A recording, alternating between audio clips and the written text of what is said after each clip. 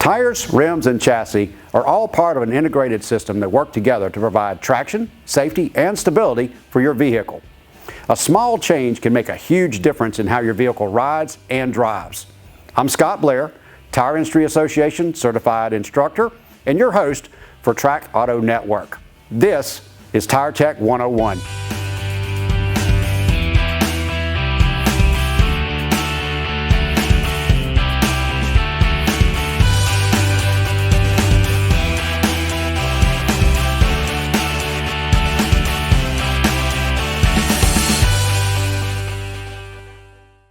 This video will start to construct the fundamental foundations to help you learn about your vehicle.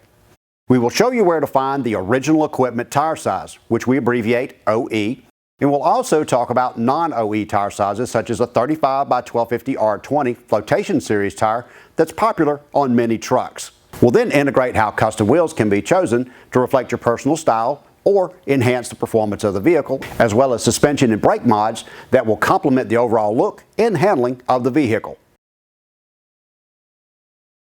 To find your tire size or sizes, because some vehicles have different tires front to rear, which we call a staggered fitment, you'll need to look on the driver's door or door jamb for this information.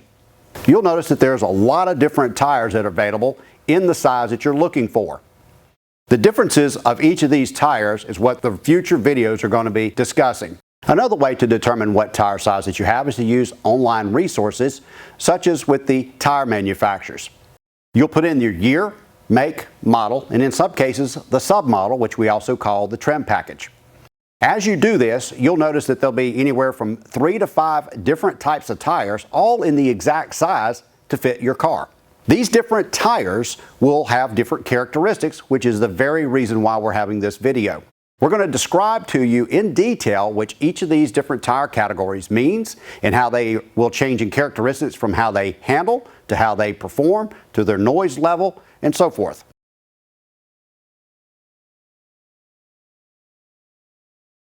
As I scroll through here, you'll notice that there's a 2 or 3 digit number and a letter right behind the tire size.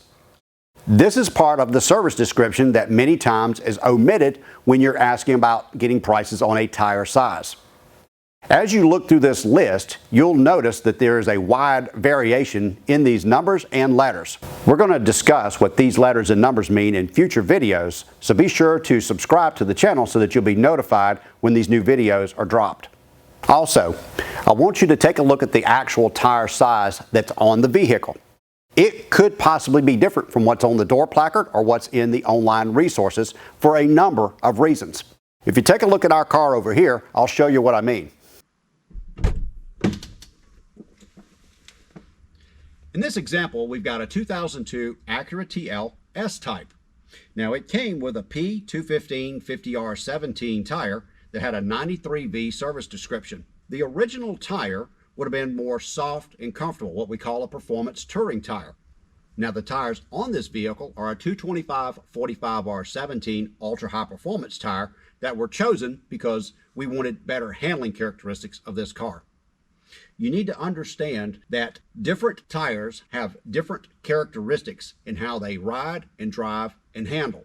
So before you choose a tire for your vehicle, you need to understand how this tire is going to ride on your particular vehicle so that it meets both your needs and your expectations. Let's take a look at what options were available based on the OE tire size.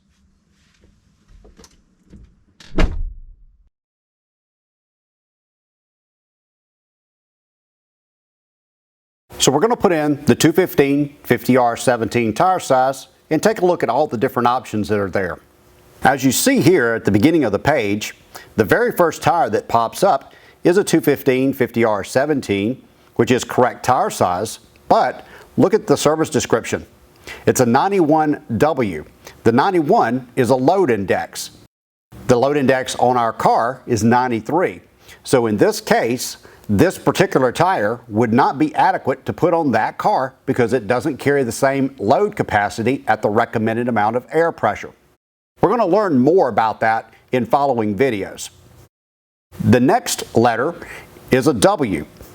Our car had a V. Now in this case, the W is actually a higher performance rating, so it would be adequate. But because the 91 is less than the 93, which is really important in our case because that determines how much load the tire will carry at certain amounts of air pressure, that tire is not an option. If you follow that, you'll see the next several tires are 95 with the letters V, W, even H. Now those are speed ratings, or as we tend to prefer to call them, performance ratings. They do indicate how fast that tire can go at a sustained speed, but more importantly, they're directly related to the handling characteristics of the tire. Many times at slower speeds, such as when you're in a neighborhood. As we continue to scroll through the options, you'll see a lot of 91s, and then eventually there's more 95s. These are considered extra load tires. So what happened to the 93s, like came on the car originally? Well, this car's 18 years old. During that period of time, many of the tire manufacturers realized that most people were driving around on underinflated tires. They started making tires that had a higher load capacity. So what you see is most modern vehicles, which have tended to get heavier as time goes on because more safety features are being added to the car, that the load index went from 93 to now a more common 95. But what I want to make you aware of is this 91 load index is on a lot of popular different types of tires, and in some cases that 91 load index tire will be cheaper than the 95 load index. So now you start to understand where I'm going with the rest of these videos and why it is so important to understand everything that's on that tire as well as what your vehicle manufacturer recommends. As you can see, tires are not simple, and it can take a substantial amount of time to determine the correct tire for your application to meet both your needs and your expectations.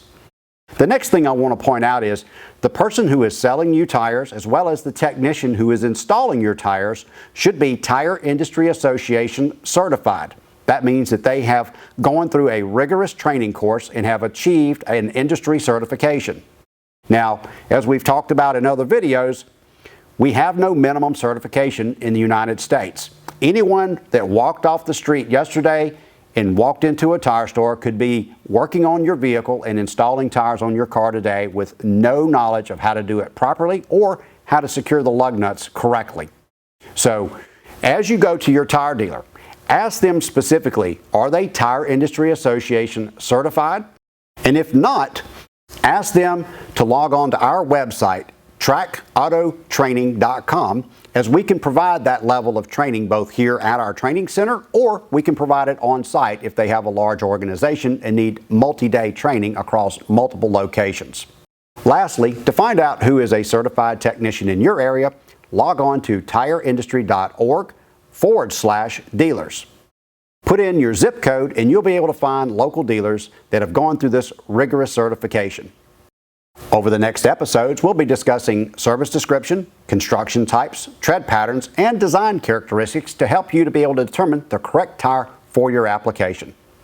Thank you for watching, and we'll see you on the road.